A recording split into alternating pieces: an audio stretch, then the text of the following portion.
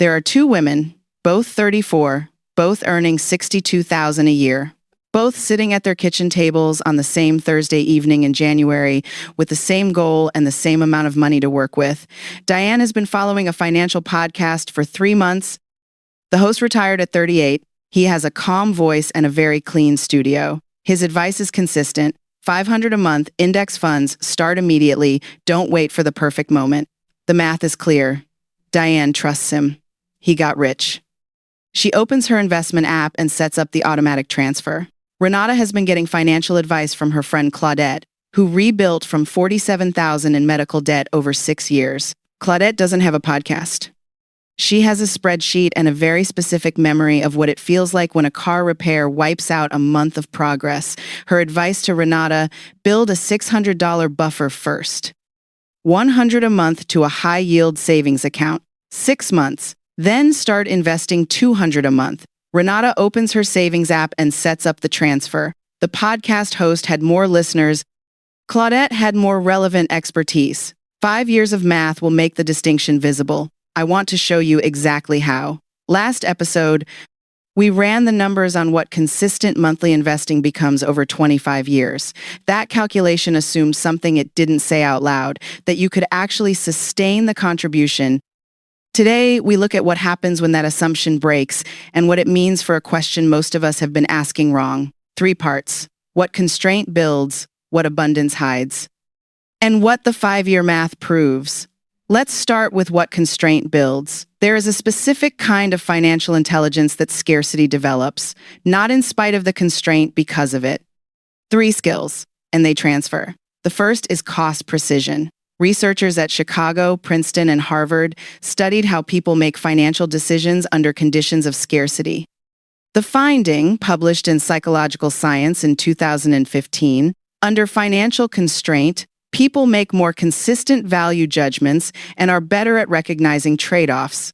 They're less susceptible to irrelevant contextual cues when evaluating what something is worth.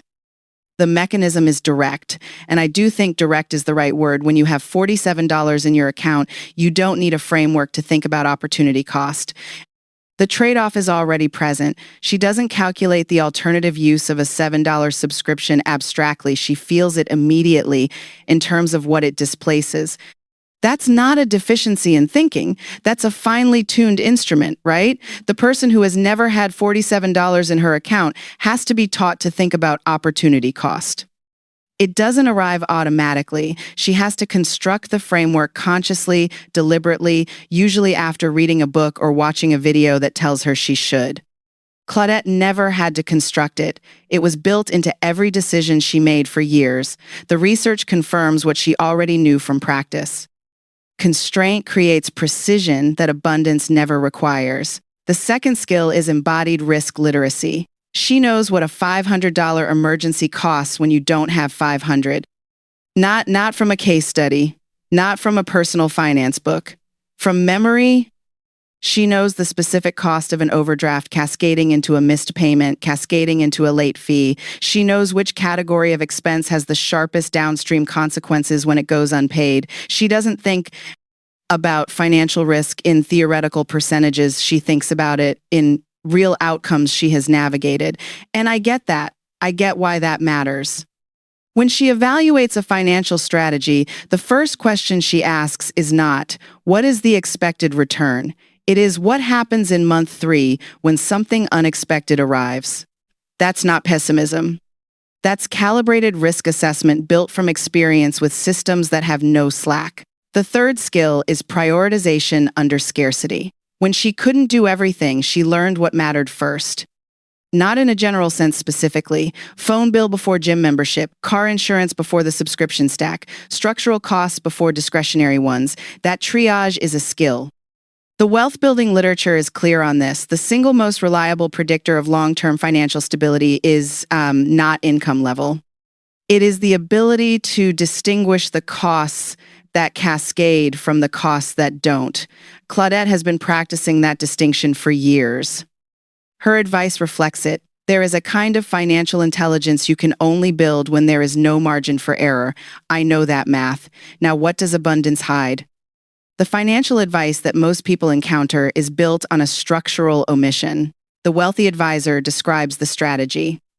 He doesn't describe the conditions that made the strategy executable. When the podcast host says invest $500 a month, start immediately, that's not wrong. That advice is mathematically correct. For his math, what it omits, he didn't have student loan payments eating 20% of his take-home when he started. His parents could cover a car emergency without a crisis.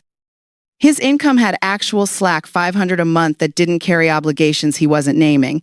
Those conditions are invisible to him. Not because he's hiding them, and I want to be clear about that, because it matters, because privilege makes its own prerequisites invisible to the person who has them.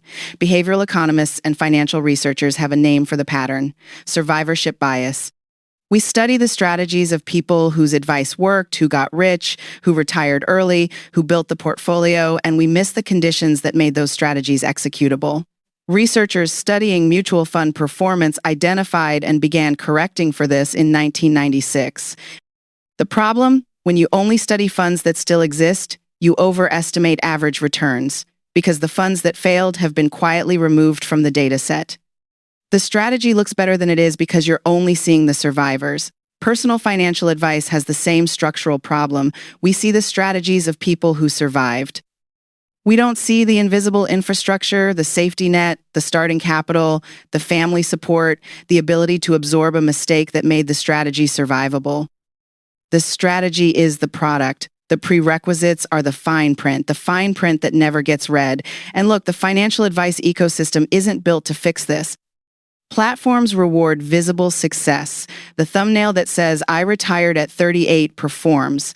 The thumbnail that says, "I rebuilt from 47,000 in medical debt performs differently."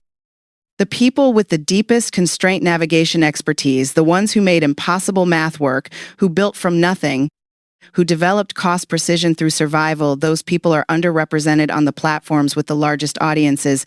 The wisdom exists. The amplification doesn't match it.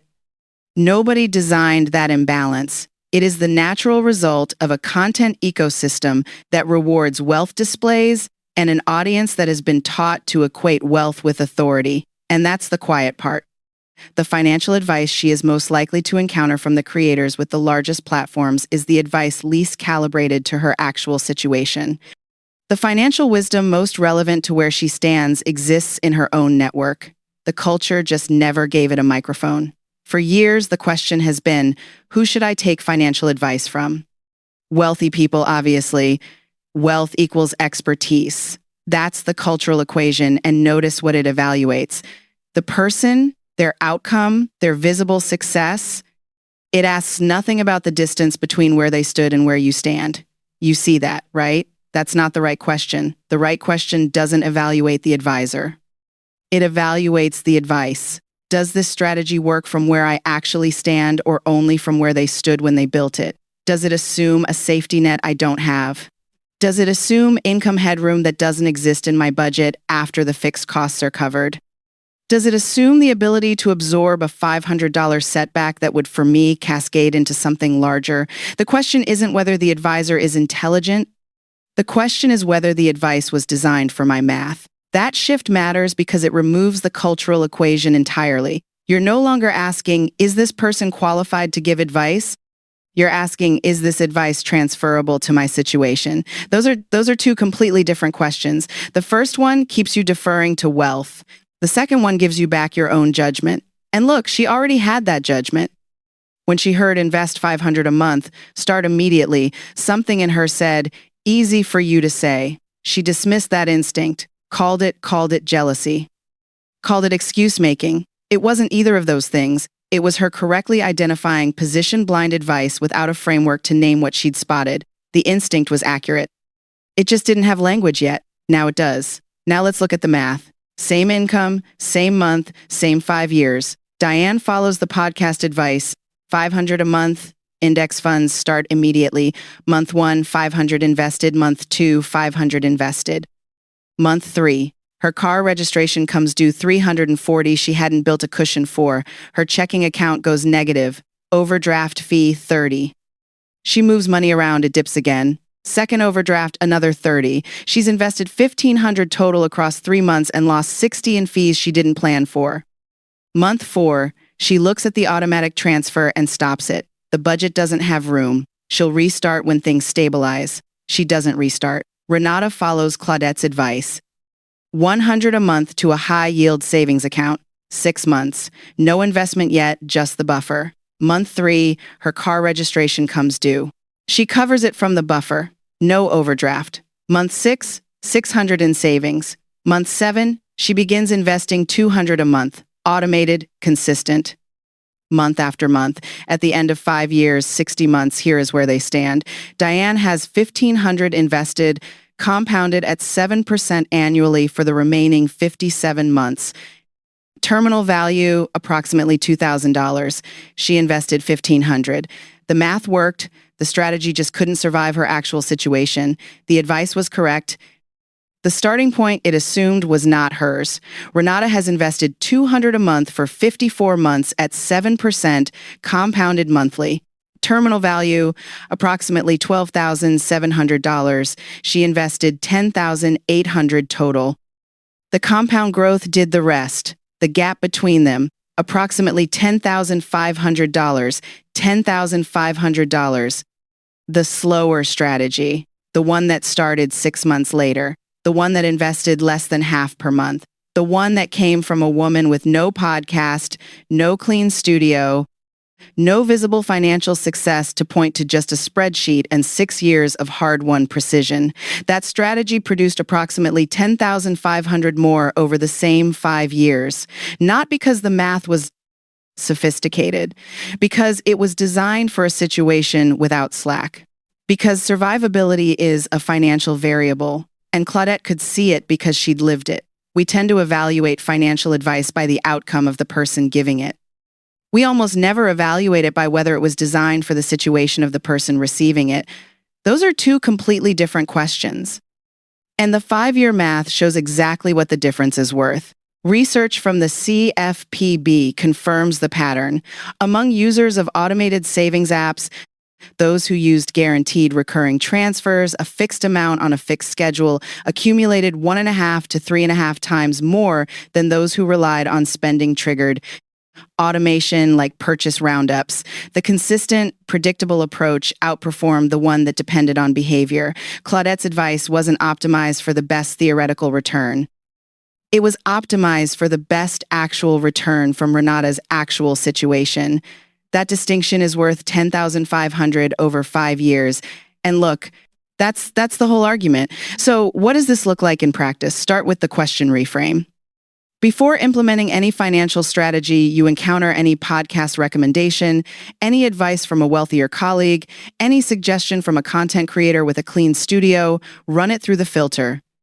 Does this assume a safety net I don't have? Does it assume income headroom that doesn't exist in my budget? Does it assume the ability to absorb a setback I cannot absorb? If yes to any of those, the advice may be correct in principle. It may not be executable from where you actually stand. That's not a failure of discipline. That's a mismatch between the advice and the math it was designed for. Once you have the filter, design for survivability before you optimize for return. What is the savings rate you can sustain for 12 consecutive months without a single overdraft, without a single withdrawal, without ever needing to pause? Start there, not at the recommended rate, at the survivable rate. That rate might be 50 a month. It might be 150. It might be 73, because that's the number that works after all the fixed costs are covered. And I'm not being precious about 73. The math doesn't care what it starts at. The math cares that it doesn't stop. Bankrate named this pattern trying to save too aggressively can lead to savings burnout, where the restriction becomes unsustainable and the plan gets abandoned entirely. The constraint-informed strategy is the antidote to that cycle. Increase the rate by 25 to 50 a month every 6 months as the habit stabilizes. The ratchet works in your favor when you let it, and then recognize the expertise in your own network. Who in your life has navigated constraint with precision? Who rebuilt from a financial setback and came out with a system? Who has never carried credit card debt despite earning less than everyone around them?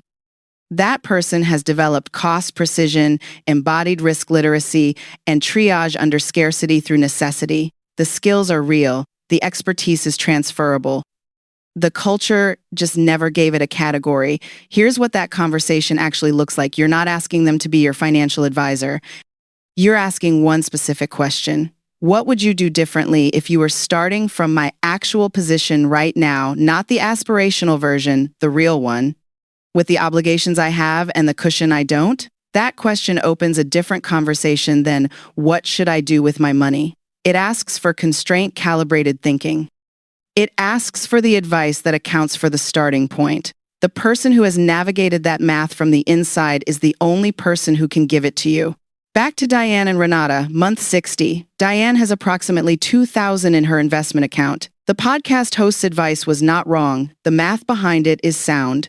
What the advice couldn't see was the situation it required. Diane didn't fail at discipline. She followed position-blind advice from a situation it wasn't designed for, and the advice ecosystem gave her no framework to know the difference. Her instinct, the one she called jealousy, the one she dismissed as excuse-making, was correct. It was her recognizing, without language for it, that the math didn't match her math. That instinct was financial analysis. It just didn't have a framework yet. Now it does. Renata has approximately $12,700. The gap between them, approximately $10,500. Claudette had more relevant expertise. 5 years of data made the distinction visible. The math was always there. She just never had a culture that told her it counted.